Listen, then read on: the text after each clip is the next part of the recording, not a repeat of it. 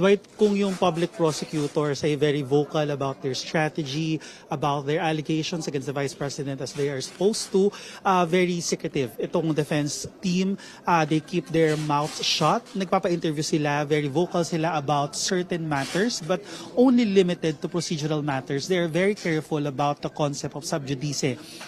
For our viewers, ito po kasing impeachment trial ay, although it's a sui generis, ibig sabihin po, a class of its own, hindi siya katulad ng regular civil or criminal proceedings.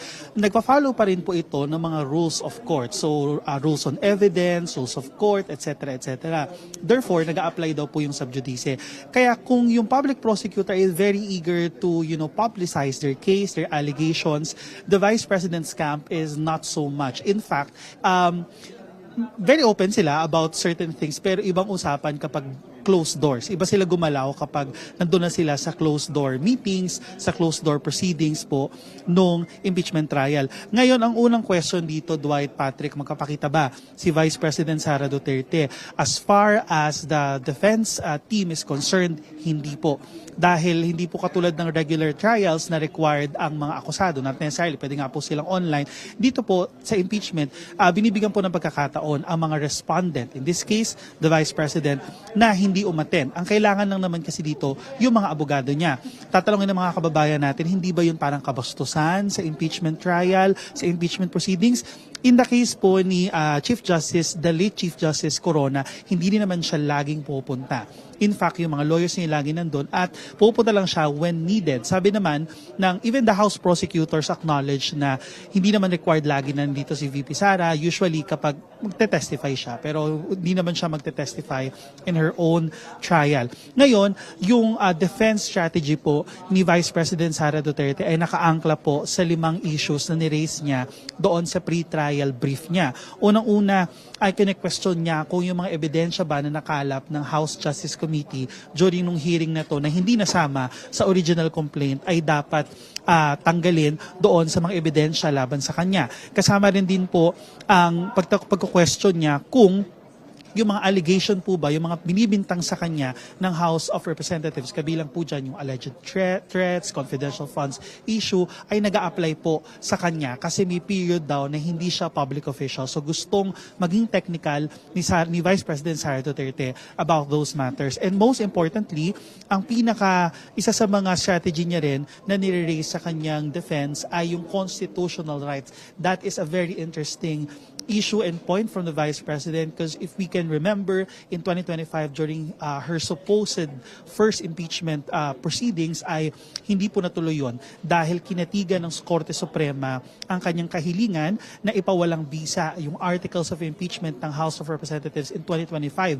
At ang main issue po doon ay constitutional rights, due process. Ngayon, the Vice President is repeating the same allegations that her constitutional rights were violated insofar as the House of Representatives impeachment proceedings are concerned. However, it's very interesting, yung nuance doon ay Dwight, Patrick, di ba, in 2025, fast track lane kasi yung kinuha ng House of Representatives. They got 2/3 of the House para endorse ang articles of impeachment. But this time, they were very careful. Nagkaroon sila ng mini trial sa House Committee on Justice. Kaya good luck to the Vice President proving that allegation that her constitutional rights were violated.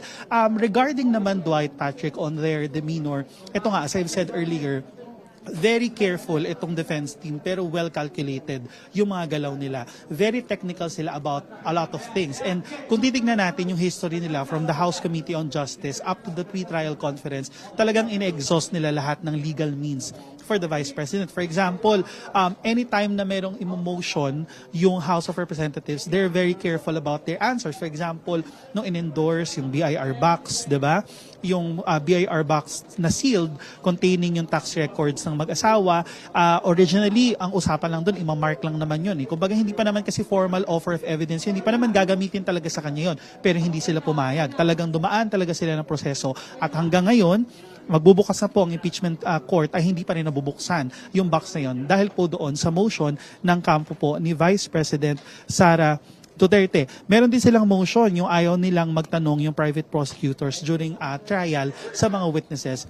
Ito kasing lawyers ni VP Sara, 16 sila, itong defense lawyers niya. Bakit marami? Kasi kung ikukumpara mo naman sa House prosecutors combined with the private prosecutors, mas konti actually yung defense.